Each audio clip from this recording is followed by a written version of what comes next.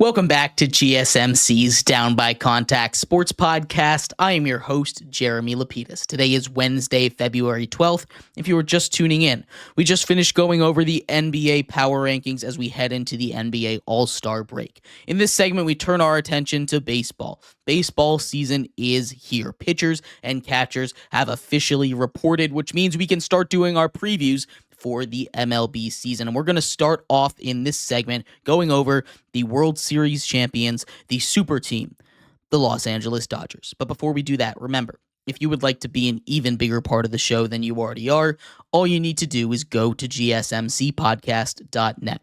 Or if you're on YouTube, you can use that super chat feature. If you do either of those two things, a message should pop up on the bottom of the screen for you, me, and everybody else around the world to see. If you do have a burning question about sports, anything at all that you would like to ask, go ahead and throw that in the comments. Throw it in the chat. I will get to it as soon as I possibly can. I appreciate everybody so much for sticking around, talking some sports with me here on a beautiful Wednesday, February 12th. But like I was saying, we are going to get into our little talk about the MLB. And this is the first of one we'll be doing every single day over every single MLB team. But we're going to start off with the World Series champions, the defending champs, the Dodgers.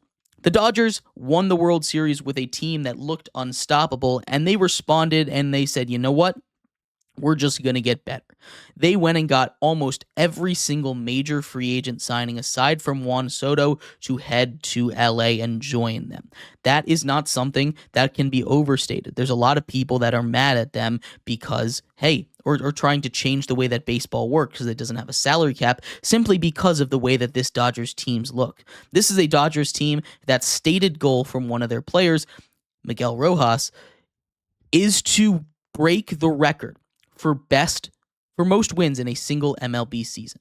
That's set at 116. Their target is 120. That is the expectation for this team, and that gives you a little bit of a clue of how stacked this team really is. We'll go over some of the key free agent signings for them first. They went out and added to a team that was already stacked Blake Snell, a former Cy Young winner. They re-signed Blake Trinan and Teoscar Hernandez, who won the home run derby last year, and Blake Trinan, who's an excellent back-end bullpen arm. They also re-signed Clayton Kershaw, who's going to be back however long he wants with this Dodgers team. But they also went out and got Roki Sasaki, the star from Japan, the guy that every single player wanted. He dominated in the baseball World Cup that took place a couple seasons ago, and Japan's victory over the U.S. the World Baseball Classic, But that's not it, because they were also able to shore up, add to an already stacked bullpen, bringing in Tanner Scott, who was traded to the Padres for an absolute haul at the last deadline, as well as bringing in Kirby Yates, who is one of the best setup men in baseball. This is an absolutely stacked roster. We'll start with the rotation because we can go over that lineup, and you can start off with MVP on top of that, but the rotation is also the best in baseball. However, whatever order you want to go in, they have 7 or 8 guys that you can throw out there on the mound and be a starter on any given day. That is more depth than any team should have, and 6 of them are going to be amazing. Blake Snell, former Cy Young winner. Yoshi Yamamoto, a guy that was highly touted and signed a $300 million contract coming over from Japan last season. You have Shohei Ohtani, who's put up ace-level numbers in the past, returning to the mound. Tyler Glasnow, who has been one of the best pitchers in baseball in the past for the Rays, on the mound again. You have Clayton Kershaw, who's going to continue to dominate on the mound. And of course, Roki Sasaki. Roki Sasaki, the superstar that they brought over from Japan this last offseason to go along with Tony Gonsolin and a bunch of other arms that could potentially start there. This is an absolute dominance at the starting pitching position, and pitching wins championships. At least in my opinion, it does a little bit. This team is stacked with a capital S-T-A-C-A, with a capital stacked in there, right? Everything in this team is the best in baseball. The bullpen, the best in baseball. They have 4 guys that could close for them. You have excellent setup men that could potentially pitch in the 4th inning if they needed to. You Kopech, you have Trinan, you have Scott, you have Yates, all of which have closing experience, all of which can be the closer, and all of which are amazing pitchers in baseball. That is a devastating back end of the bullpen in case any of their guys can't go. And you go at the lineup, I kind of mentioned at the start, the projected lineup starts off with 3 former MVPs. You have Shohei Ohtani, one of the best players in baseball history. Mookie Betts, one of the best hitters in the game today. Freddie Freeman, a guy who won World Series MVP and had a home run in 8 straight playoff games last season. Teoscar Hernandez, who won the Home Run Derby championship in the last season playing with the Dodgers. Max Muncy, who's been an absolute powerhouse and is a really good defender. You have Will Smith at catcher, who's one of the best catchers in the game, a top 5 player. You have Michael Conforto, who they were just like, you know what, we'll go grab him for $17 million. Tommy Edman, who they went out and got as well. And then Hae-Seong Kim from South Korea as their starting second baseman. That's one of those interesting ones because they traded away Gavin Lux. Gavin Lux, a guy that was supposed to be part of their long-term plan. They were able to let a guy like Corey Seager walk in free agency after he won World Series MVP in 2020 because they had Gavin Lux. And Gavin Lux didn't have a great start to his season last year, but he started to turn it around. Gavin Lux is a guy that I think could be really good in this Dodgers squad. They let him go. They traded him to the Reds, and now they bring in a guy from South Korea and Hae-Seong Kim to play second base. It's going to be a boom or bust thing, but when you're the Dodgers, you have the ability to take a risk on that. They have plenty of utility guys that can come in and play second base as well, so they're not really lacking as an option in case it doesn't work out. But that is going to be a really interesting thing to watch. The over-under for this baseball team is set at 104.5 wins.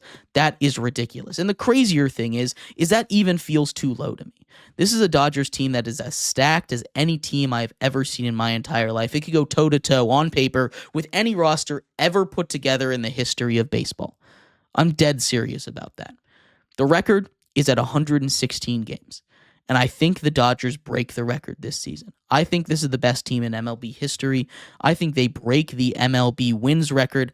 And I don't know what that's going to say because I think people might protest. That might lead to changes in baseball. This isn't a necessarily Dodgers problem. The reason that the Dodgers are signing everyone, the Dodgers are willing to spend money. They're willing to go into the luxury cap. They're willing to go into the luxury tax and spend money and pay the piper to get this excellent baseball team. The bigger issue and the reason why why fans are saying it's unfair is not because the Dodgers and the Mets and the Yankees are willing to spend money. It's because their teams aren't. And that is the issue. I think the way that fixes this is you add a salary floor, not a salary cap, a salary floor to make the owners in baseball spend money. The Pirates owner, notoriously cheap. There are payrolls from the A's in the past couple years that have been less than Max Scherzer has made in a single season. Single players are making more money than whole rosters at this point. The A's were notoriously cheap. The Nationals have been a little cheap. There have been teams all over, all these small market teams that aren't New York or LA have been notoriously cheap with their ownership, and it's ruining the product, right? It makes it hard to re-sign players. It makes it hard for them to be competitive. They just sit pat and do nothing, and they let their team just be bad or meh at best. And the teams that want to win, the Dodgers, the Yankees, the Mets, they go out and they spend the money. They go out and they get these competitive players. They go out and they make it look like it's unfair, and it's because the other teams aren't spending. And that's my 2 cents on that issue there, right? I think overall, there's not a problem with the way that the baseball is because they're not going to be able to put a salary cap in. And I don't necessarily hate that there isn't a salary cap. I just wish that all the owners would have a drive to put a good product on the field, not a drive to buy their way out of Oakland, not a drive to move to Vegas and then start spending money like the A's did. They just need to have a salary cap floor, and the owners don't want that. The owners are cheap, and they don't want to say, "Hey, we're gonna commit to spending X amount of money," which I think would be the thing that saves baseball a little bit and makes it more competitive. But at the end of the day, salary cap isn't happening because the players won't agree to it, and the salary floor is never going to happen because the owners will not agree to it. And when the owners don't want something, it will never happen. But let me know what your thoughts are on the Dodgers. Are they going to break the all-time wins record? What do you have them doing this season? Are they going to win the World Series?